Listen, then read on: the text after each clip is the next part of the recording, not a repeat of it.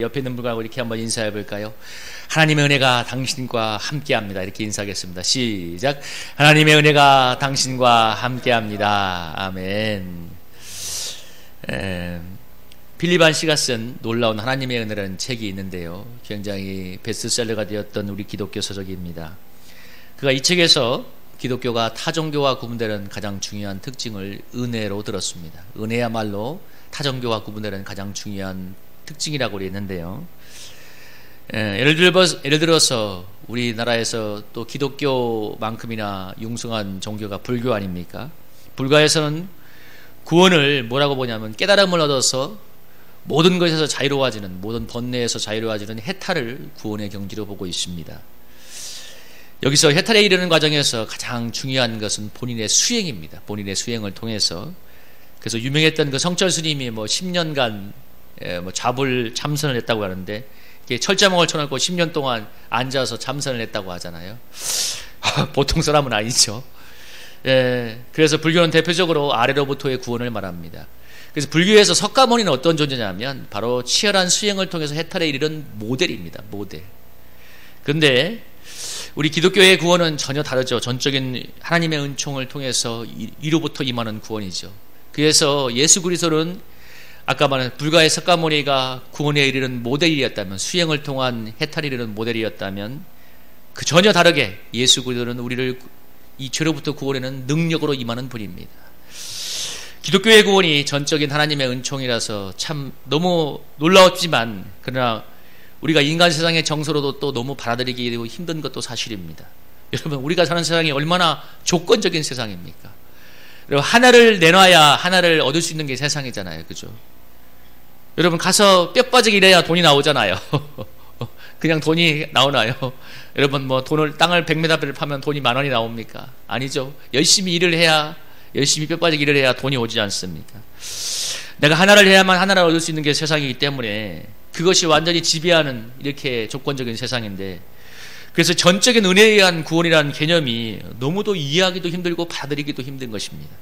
그래서 사실 우리 인간의 정서상 불교의 이 수행의 스타일이 맞아요. 그러니까 뭐냐면 열심히 수행을 해서 그게 인간 정서에 맞아. 너무 잘 이해가 돼. 그런데 이 전적인 은혜에 대한 구원이라는 것은 정말 이게 납득하기가 힘든 것이고, 그걸 깨우치기도 힘들고, 그럼에도 전적인 은혜에 대한 구원이 기독교가 타종교와 구별되는 가장 중요한 표지이자 특징이며, 또 그것 때문에 오직 예수 그리스도를 통해서만 구원의 이름을 우리가 얘기하고 있습니다. 또 이게 가장 쟁점이죠. 왜 기독교만 그렇게 배타적이고 구원에 대해서 배타적인가? 예수님을 통해서만 구원이 있는가? 만약에 여러분 인간의 수행을 통해서, 인간의 노력을 통해서 구원에 이르는 길이라면 얼마나 종교적인 통합이 되겠습니까? 모든 모든 종교를 다 통합할 수가 있겠죠. 근데 아니, 기독교는 전적인 은혜에 대한 구원이 제일 중요한 것입니다. 얼마 전에 제가 누군가와 제가 받은 구원에 대해서 이야기를 하다가 참 제가 큰 은혜를 하나 깨달은 것이 있는데, 물론 그 당시에도 제가 구원받을 때도 은혜가 있었지만, 제가 정말 술과 가난이 저주처럼 점철되었던 우리 집안에 주님이 찾아와서 행한 구원의 역사를 생각해 보니까 너무 감사가 되었어요. 내가 예수님이 없어서도 노력하는 인생을 살았겠지만, 그러나 이 어둠의 저주를 무엇이 끊어낼 수 있었을까? 주님의 은혜가 아니었다면 절대로 나는 이 저주를 끊을 수 없을 거라는 그 고백이 나오면서 주님이 나를 향한 그 은혜가 너무 새록새록 다가왔는데요. 무엇보다도 이 목마른 인생, 만족감이 없는 인생을 살아가면서 그 세상에 그것도 채울 수 없는 영혼의 이 허무와 불만족을 채워지는 영생의 생수 되신 그 주님을 만난 은혜가 너무 나에게 크게 다가왔습니다. 그래서 정말 제가 변한 것이 있다면 그 주님의 은혜가 나를 붙잡아서 변해왔다고 말씀드릴 건데요. 그래서 가면 갈수록 하나님의 은혜가 아니면 정말 단 하루도 살 수 없다는 것을 많이 느끼고 있습니다. 제가 일과 목회를 병행하는 가운데 1년이 지나갔는데, 물론 그동안 시험에 들었던 마음도 하나님이 많이 회복시켜 주어서 이제 좀 은혜가 있는데, 그러나 이렇게 혼자 이렇게 일을 하다가 피곤하고 이러면, 이렇게 누가 운전하다가 조금만 무엇인가 내 눈에 거슬리면 너무나 쉽게 혼잣말로 욕을 하는 자신을 보면서 그게 바로 저라는 것을 많이 인정합니다. 힘드니까 그냥 욕이 나오는 거예요. 목사고 뭐고 필요 없어. 힘드니까 욕이 나와. 그래서 정말 주님의 은혜를 구하게 되는데, 그래서 제가 이 현실을 어떻게 승리하여서 하나님께 영광 돌릴 수 있는가, 정말 주님의 은혜가 있어야 된다는 고백이 절로 나오고 있습니다. 어제 저녁 저도 교회에서 기도를 하면서 정말 기도하는데 이런 마음이 들더라고요. 우리 성도들이 이 세겁의 일선에서 얼마나 피곤하며 시달릴까 하면서 정말 은혜를 달라는 기도가 정말 나왔습니다. 여러분, 어떻게 죄를 이길 수가 있죠? 어떻게 여러분들의 인생에 그 많은 문제를 극복할 수가 있죠? 정말 주님이 은혜를 주셔야 될 줄로 믿습니다. 제가 이 얘기를, 비유를 여러 번 해보는데 이 비유가 너무 마음에 오는 비유예요. 여러분, 갯벌에 배가 처박혀 있잖아요. 그 배를 무슨 수로 움직일 수 있겠어요? 수백 명이 가서 배를 민다고 처박힌 데가 여러분 밀려갑니까? 근데 여러분, 밀물이 불러와서 바닷물이 차오르면 그 처박혔던 데가 둥실 떠서 바다를 항해하게 됩니다. 작년에 한번 시흥에 한번 이 갯벌에 가서 밀물이 들어오는 걸 보고 있는데, 배가 두 척이 그 물이 들어오면서 들어오는데 너무 은혜가 됐어요. 은혜의 밀물이 저렇게 들어오면 이 갯벌에 사람이 한 발 두 발도 못 이룰 수 없는 갯벌, 배가 와 있으면 처박혀 있을 뻔한 그 갯벌에 배가 떠서 두징두징 떠드는 걸 보면서, 여러분, 우리 인생에 마찬가지입니다. 우리 인생에 은혜의 밀물이 그렇게 차오르면 갯벌에 처박힌 배 같은 우리 인생이 둥실둥실 떠가게 될 줄로 믿습니다. 그래서 은혜가 너무 중요하고 필요한 거예요.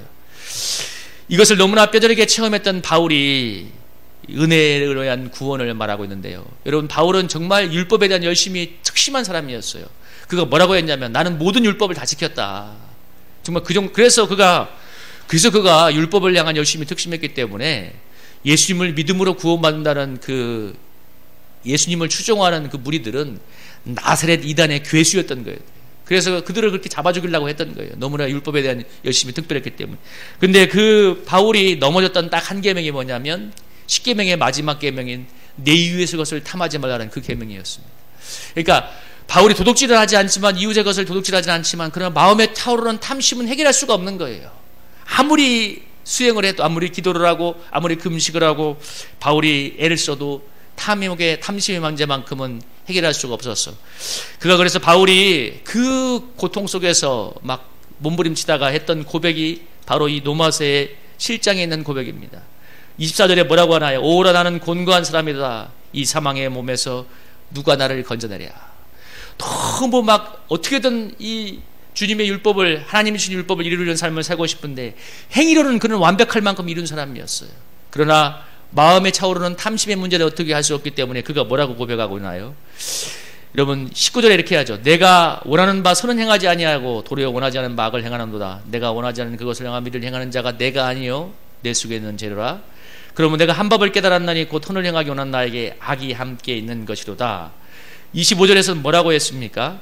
그런즉 내 자신이 마음으로는 하나님의 법을, 육신은 죄의 법을 섬기노라. 그러니까 아무리 탐심을 해결하려고 하지만 안 되는 자신을 보면서 뭐예요? 마음으로는 하나님의 법을 섬기지만 육신으로는 죄의 법을 섬긴다는 그 깨달음을 얻게 난 다음에 그가 이렇게 고백하잖아요. 오라, 나는 곤고한 사람이로다. 이 사망의 몸에서 누가 나를 건져내랴.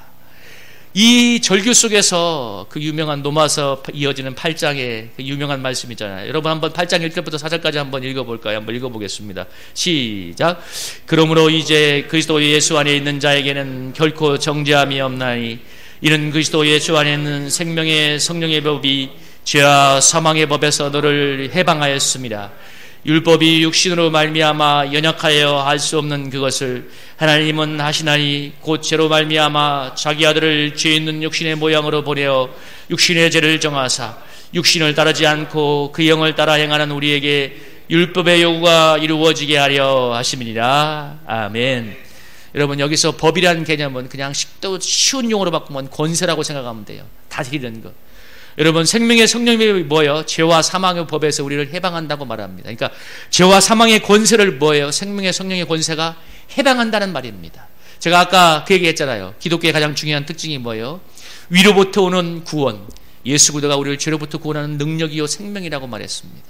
여러분, 저를 지배하던 우리 집안의 어두운 저주, 정말 술 취함, 가난, 정말 그 조상의 망령된 행실이 흐르던 우리 집안의 그 저주의 고리를 누가 끊었느냐?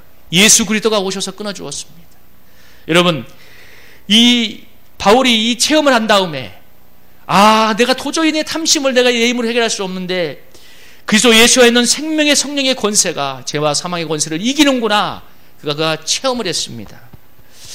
왜? 예수님이 모든 율법의 요구를 십자가에서 이루셨고 그 사실을 믿음으로 받아들이고 성령의 인도를 받으면 율법의 요구가 이루어진다는 것을 그가 몸으로 깨달은 거예요. 바울이 그래서 이 은혜를 그래서 철저하게 한번 절망을 한 다음에 내가 곤고한 사람이다. 누가 나를 구원하랴. 이 절망을 한 다음에 그래서 오늘 로마서 1장 21절에서 은혜가 의로 말미암아 왕노릇한다고 말합니다. 이 은혜가 의로 말미암아 왕노릇하는 것은 예수 그리스도의 의를 말하죠. 예수님이 이루어준 완전한 구원을 오직 믿음으로 받아들이고 취할 때 예수님을 그 통해서 은혜가 왕노릇하는 것처럼 밀물처럼 쏟아져 온다고 고백하고 있습니다. 여러분, 은혜는 예수 그리스도가 이루어놓은 완전한 구원을 믿는 통로를 통해서 옵니다. 그 은혜는 어떤 불순물도 섞여서는 안 됩니다. 여러분, 이게 중요해요. 그 은혜는 어떤 불순물도 섞이면 안 돼요. 근데 이 은혜를 막는 것이 무엇이냐면 바로 자기의입니다. 여러분, 은혜가 오늘 로마서 5장 21절에서 뭐라고 했어요? 의로 말미암아, 은혜도 또한 의로 말미암아 왕노타에 우리 주 예수 그리스도를 말미암아 영생에 이르게 하리라. 은혜가 의로 말미암아 예수 그리스도의 의로 인해서 우리에게 왕노릇한다고 했는데 이걸 막는 게 바로 자기의입니다. 바로 내가 갖고 있는 자기의인데요. 제가 목회를 하다가 작년에 이제 목회를 하다가 일을 하게 되니까 시험이 왔는데 시험이 온 가장 중요한 이유는 뭐냐면 이 생각 때문이에요. 내가 열심히 했는데 왜 목회 결과는 이렇게 초라한가? 나는 그렇게 기도하고 나는 그렇게 헌신했는데 내가 왜 이 결과가 왔는가 하는 그것이 나에게 소화가 되지 않는 거예요. 여러분, 여기서 중요한 게 있어요. 왜 시험이 오죠? 내가 이렇게 했는데 이 결과가 왔는가? 그러니까 주님의 은혜보다는 뭐예요? 내가 이렇게 했다는 그것이 나의 의가 이걸 가로막으니까 은혜는 무슨 은혜야. 그냥 날마다 시험이지 뭐. 조금만 누가 운전하다가 걸려봐 그냥 욕이 나오지. 그냥 욕이 그냥 잘잘잘 흘러나오더라고. 저는 제가 욕이 이렇게 충만한가 이때 알아서 조줌해서 알고 있어요. 내가 이렇게 욕이 충만한 사람이구나. 여러분, 제가 원래 욕이 없는데 환경이 힘들어서 욕을 하는 게 아니라 저 깊은 속에 있는 욕이 뭐예요? 환경이 힘든 환경에 오니까 욕이 나오는 거예요. 그냥 조건적으로. 그러니까 육신으로는 죄의 법을 섬기고 있다는 걸 하나님이 보여주고 있죠. 여러분, 이 생각을, 그러니까 내가 이렇게 했는데 왜 이런 결과가 오는 거야 하는 그 생각을 빠져나오지 못하면 시험에서 나올 수가 없죠. 그런데 하나님께서 이제 시간이 지나면서 그것을, 그 자기를 버리고 은혜를 붙들게 함으로써 이제 생명의 성령의 권세를 조금씩 더 누려가게 하고 있습니다. 여러분, 결국은 우리 속에 있는 그 자기와 붙어 있는 그것들이 우리를 은혜를 막게 하는 거예요. 능력을 누리지 못하게 하는 거예요. 제가 얘기했잖아요. 우리가 사는 세상에 너무나 조건적이라고. 우리 그런데 신앙생활이, 여러분, 제가 아까 그 얘기했죠. 사실 인간의 정서와 세상에 학습된 우리의 이 체계 속에서는 신앙생활이 불가의 수행처럼 하는 게 너무 잘 편해요. 그래서 신앙생활을 은혜로 시작하지만 여러분 신앙생활을 수행하는 것처럼 할 수가 있습니다. 예배, 기도, 봉사, 헌실, 신앙생활의 행위를 의지하는 신앙이 되기가 너무나 쉽습니다. 그걸 말하지 않는다 해도, 주님의 은혜를 말하고 믿음을 말하는 자도 마음의 중심에는 그렇게 되기가 너무나 쉬워요. 왜? 우리가 그렇게 프로그램이 되어 있기 때문에. 근데 여러분, 이것이 신앙생활에 있어서 가장 큰 적이 됩니다. 종교를 만들고 무능력과 무기력을 만들고 매너리즘에 빠지게 하는 복음의 원수가 됩니다. 여러분, 제가 이 얘기만 말씀드렸잖아요. 저의 지인 목사님이 시골에서 목회할 때 그 교회 장로님이 덤프트럭을 운전하면서 한 달에 150만 원을 한 성도님에게 후원을 했어요. 그러니까 장로님이 그 성도님을 파송을 했어요. 여러분, 시골에서 덤프트럭 운전하면서 150만 원 한 달에 후원하는 게 쉬워요? 얼마나 귀한 헌신을 하고 있어요. 근데 문제는 그래서 모든 교인을 판단하는 거예요. 목사도 판단하고 교인들도 판단하고. 그래서 그 장로님만 하면 교인들이 막 고개를 절레절레 흔드는 거예요. 막 목사님도 제일 미치는 사람이 누구냐? 150만 원 후원하는 장로님이야. 그렇게 은혜로운데 가장 은혜가 안 돼. 목사님을 가장 힘들게 해. 목사님이 조금만 뭐 한다고 하면 목사가 타락해서 늘 무엇인가 한다고 그러고, 저 사택을 좀 고친다고 하면 그 시골에서 뭔 돈이 있겠어요. 조금 고치면 목사가 타락했다고 하고, 그 말을 누가 하냐? 그분이 하는 거예요. 가장 미치게 하는 사람이에요. 그래서 하나님이 그 장로님을 어떤 사고에 연루되게 해갖고 경찰서에 구속까지 되게 했답니다. 그러면서 하나님이 깨트리는 거예요. 왜? 그 자기가 그를 그렇게 망하게 만드니까. 얼마나 은혜로운 역사입니까? 여러분, 솔직히 누가, 어느 분이 어느 장로님, 어느 목사님을 떠나서 누가 150만 원 한 선교사를 전적으로 파송하면서 선교에 그렇게 열심을 내요. 그렇지만 그게 은혜를 가리우니까, 은혜보다 앞서니까 그렇게 가장 큰 복음의 원수가 되는 겁니다. 여러분, 바울이 율법에 열심히 특심했을 때, 나는 모든 것을 지켰다고 했을 때 바울이 한 결과가 뭐였어요? 스데반을 잡아 죽이는, 순교시키는 일에 앞장섰어요. 수많은 그리스도인을 죽이는 일에 앞장선 원수가 누구냐? 바울이었어요. 여러분, 바울이 고린도전서 13장을 써서 너무 은혜로운 사람이라고 생각하지만 그건 나중에 비라되었을 때 얘기고, 바울은 정말 대단하게 과격한 사람입니다. 그냥 스데반 뭐예요? 이런 나사렛 이단의 예수, 왜 율법에 대한 열심이 너무 척결하니까 막 그 자기가 얼마나 하늘을 찌르렀겠어요.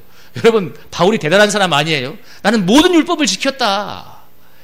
근데 딱 한 가지, 탐심만 내 마음을 가로막았다고 했던 사람이니 얼마나 의가 충만합니까?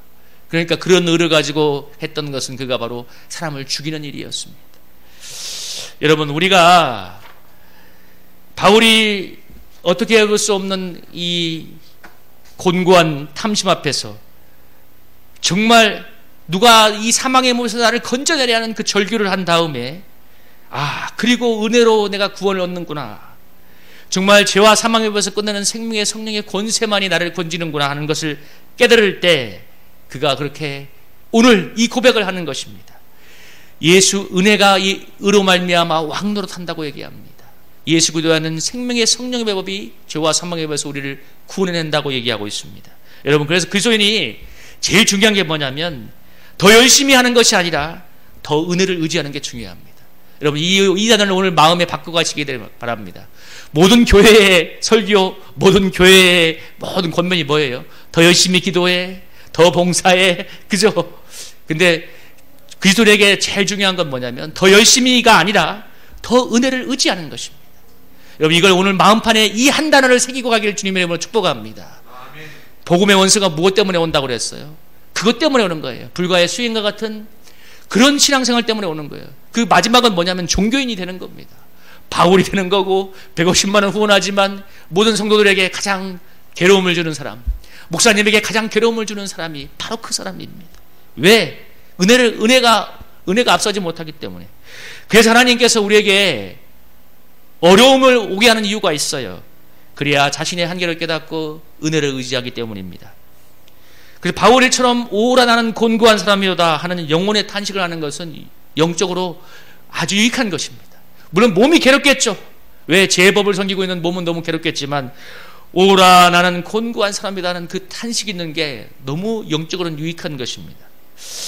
제가 지난 목요일에 교회 와서 기도하는데 기도가 그날은 잘 안 됐어요. 막 몸에서 막 짜증이 막 올라오는 거예요. 막 나는 피곤해서 그런가 해서 조금 기도하다가 집에 들어가서 자는데 자니까 너무 은혜가 충만한 거예요. 그냥 막 할렐루야 막 은혜가 막 올라오는 거예요. 난 이렇게 잠 자는 게 이렇게 은혜로운 줄 새로 알았어요. 근데 그때 내가 돌아보면서 왜 그때 그렇게 짜증이 났을까, 몸이 피곤했을까 생각해 보니까, 아니, 가장 큰 건 뭐냐면 내가 기도하겠다는 작정을 가지고 기도하니까 딱딱하고 피곤한 거예요. 주님 은혜를 달라고 기도했어야 되는데 제가 기도 제목이 틀렸다는 걸 알았습니다. 아니, 내가 그렇게 기도한 건 아니지만 내가 기도했던 중심이 내가 작정했으니까 기도를 해야겠다는 결심과 작정을 가지고 나가니까 마음이 딱딱한 거예요. 주님이 원하는 건 뭐예요? 제가 겸손히 은혜를 구하기를 원해요. 여러분, 기도도 내가 하는 게 아니지 않습니까? 여러분, 기도는 내가 하는 게 아니에요. 주님의 은혜가 기도하게 만드는 것입니다. 지금도 하나님 보좌 우편에서 우리를 위하여 말할 수 없는 탄식으로 기도하는 그 주님의 기도의 영이 나에게 연합될 때, 그 주님의 기도의 은혜를 타고 갈 때 여러분 기도가 터지는 것입니다. 그래서 기도를 잘못하면 여러분 아까 성철스님과 같이 기도할 수 있어요. 여러분 잘못하면 그래요. 어떤 분은 그랬더만 이게 명함에다가 40일 금식 3번 이렇게 물론 큰일 했죠. 조심하는데 그게 그렇게 되면 여러분 성철스님 10년 잡을 참선과 똑같은 얘기가 되는 거예요. 그런데 그런 식으로 하면 수많은 그리스도인들이 기도에 가지 못합니다. 왜? 기도가 쉬운 게 아니거든요.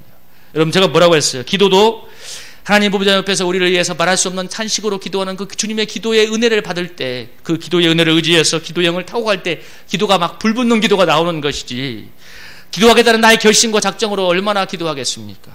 여러분 제가 만약에 기도하겠다는 작정을 가지고 기도했는데 그 기도가 은혜가 안 된다. 제가 일주일을 기도하지 못할 거예요. 여러분, 기도가 은혜가 안 되는데 어떻게 2시간, 3시간 기도해? 한번 생각해 보세요. 저나 여러분이나 기도가 은혜가 안 되는데 어떻게 기도하겠어? 기도도 기도할 때 은혜가 돼야 기도가 되는 거예요. 기도하고 났는데 너무 괴로웠어. 어느 누가 와서 기도하겠어요? 기도할 때 하나님 주신 은혜가 넘칠 때 기도가 되는 거죠. 그래서 저는 그날 새로운 한 번씩, 물론 가장 큰 체험 중에 하나였습니다. 누워서 자는 것도 이렇게 큰 은혜가 있구나. 그리고 그 주는 여러 사람들과 대화를 하면서 많은 은혜를 누렸는데 다양하게 정말 은혜가 온다는 것을 많이 알았습니다. 여러분, 내가 곤고해서 영혼이 탄식하여 주님을 앙망하면 주님의 은혜가 놀랍게 역사할 줄로 믿습니다. 그 은혜가 나를 구원으로 인도해 갑니다. 우리 육신이 연약하게 도저히 이룰 수 없는 율법의 고를 예수님이 십자가에서 다 이루셨기 때문에 이 사실을 믿음으로 받아들이고 그 은혜를 의지할 때 하나님의 놀라운 은혜가 율법의 요구를 이루는 삶을 만들어갑니다. 여러분, 율법을 행하는 것은 구원의 결과지 구원의 방법이 아닙니다. 여러분, 이게 이 단어가 중요한 거예요. 구원의 결과지 구원의 방법이 아니에요. 안 그러면 구원의 방법이 되면 뭐예요? 불교의 수행과 똑같은 게 되는 거예요. 구원의 방법은 오직 예수 그리스도의 은혜고 그 은혜로 말미암아 믿음으로 구원을 얻는 것입니다. 여러분, 저는 그래서 일과 목회를 병행하는 하나님의 섭리를 다시 한번 느끼고 있어요. 무엇인가 조금만 힘들면 여기 나오는 내 모습을 보면서 내가 정말 죄인이라는 것을 깨닫게 하시는 하나님의 섭리라는 것을 느끼고 있습니다. 왜? 그렇지 않으면 내가 자기의에 취해서 이런 자신을 모르고 살아가지 않겠습니까? 그러니까 저는 그렇게 열심히 하는 목회자가 될지는 모르지만 성도들에게는 은혜가 안 되는 목회자가 될 수 있어요. 제가 일하기 전에 많은 그랬다고 했잖아요. 왜 이렇게 성도들이 비리비리해 했다고 했잖아요. 여러분, 근데 제가 연약함을 느끼니까 이제 성도들의 연약함을 알고 함께하는 마음을 갖게 됩니다. 그러니까 제가 요즘에는 옛날보다도 좀 사람들한테 세게는 말하는 것 같아. 옛날에는 힘들다고 하면 예수님의 은혜를 이겨내면 되지. 대부분 왜? 제가 그렇게 사니까. 그러니까 너무 강한 사람인 거죠. 여러분, 근데 강하면 세상에선 살기 좋은 거 모르지만 주님께는 너무 힘든 존재예요. 여러분, 아까 그 장로님 얼마나 강한 분이에요. 그 덤프 들어가면서 150만 원을 내는 그 의지와 헌신이 보통 사람입니까? 근데 그게 은혜를 가로막잖아요. 여러분, 누가 나를 이 사망의 몸에서 건져내랴. 하나님의 은총을 갈망할 때 그 부어지는 은혜가 우리를 구원으로 인도해 가는 것입니다. 죄가 사망 안에서 모든 인류에게 왕노릇하고 아담의 원죄를 태고난 사람에게 이건 무조건적으로 역사합니다. 그래서 우리는 죄에 대해서는 자유한 사람이에요. 누가 죄를 가르쳐 줍니까? 거짓말 가르쳐 준 사람이 어디 있어요? 나쁜 거 하라고 가르쳐 준 사람이 어디 있어요? 자동으로 학습돼요. 프로그램된 것처럼. 때가 되면 진화하는 것처럼 다 돼요. 근데 은혜는 제한적으로 역사합니다. 이게 무슨 얘기냐면 예수 그리스도가 우리로는 의를 의지할 때 은혜가 역사하는 겁니다. 그래서 구원이 뭐예요? 제한적으로 이루어지는 거예요. 죄는 무조건적이고 제한이 없지만 여러분, 은혜는 제한적입니다. 그래서 여러분, 지금 우리가 사는 세상을 한번 보십시오. 모두가 자기가 일단은 자기와 자기 주장이 너무 충만하잖아요. 여러분, 어디 모든 단체 가보세요. 전부 다 자기 주장이잖아요. 물론 그것이 나쁜 건 아니죠. 요즘 보면 학원 폭력 그것 때문에 밥숟가락을 놓은 사람이 얼마나 많아요. 중국에서는 그런다고 하대요. 아이고, 10대 때 했던 것들을 뭐 그렇게 가느냐. 근데 우리나라 사회는 변했어요. 인권이 중요시되기 되기 때문에 전에는 그냥 묻어가던 것들도 이제 뭐예요? 밥숟가락을 놔야 되는 사회가 됐어요. 어떤 면은 좋을 수도 있겠지만 너무나 자기와 자기 주장이 충만한 세상 속에서 은혜는 사라져가는 것입니다. 그래서 모두가 사는 게 너무 피곤하고 삭막한 사회가 될 것입니다. 여러분, 제가 이건 예언할 수 있어요. 이렇게 자기 주장이 세잖아요. 결국은 늘 소송하는 사회가 될 거고, 이제 주차 때문에 소송하고, 조금만 하면 소송하고, 변호사만 아마 부응할 거야. 어마어마하게 부응하는 사회가 될 거야. 너무 사는 게 피곤하고 삭막한 사회가 될 거예요. 이런 세상에 정말 필요한 게 뭘까요, 여러분? 저는 하나님의 은혜라고 믿습니다. 하나님의 은혜가 필요한 거예요. 여러분, 저나 여러분에게 무엇이 필요합니까? 여러분이나 저나 여러분이나 사는 게 쉬운 게 아니지 않습니까? 정말 은혜가 필요한 것입니다. 여러분, 우리 그리스도의 먼저 놀라운 은혜를 믿음으로 구하고 누릴 때 은혜가 우리 안에서 왕노릇 할 줄로 믿습니다. 그리고 이 은혜가 우리로 영생에 이르는 열매를 맺게 하고 목마른 이 세상에 은혜를 흘려보내는 구원으로의 통로로 살게 할 줄로 믿습니다. 여러분, 우리 그런 은혜가 있기를 주님의 이름으로 축복합니다. 우리 성도님들, 우리 성일교회 성도님들이 이런 은혜의 문이 열려서 은혜가 왕노릇함으로 정말 우리 성도님들의 삶에 은혜가 절절로 흘러갔으면 좋겠어요. 먼저 우리 마음에 누릴 수 있기를 주님 이름으로 축복합니다.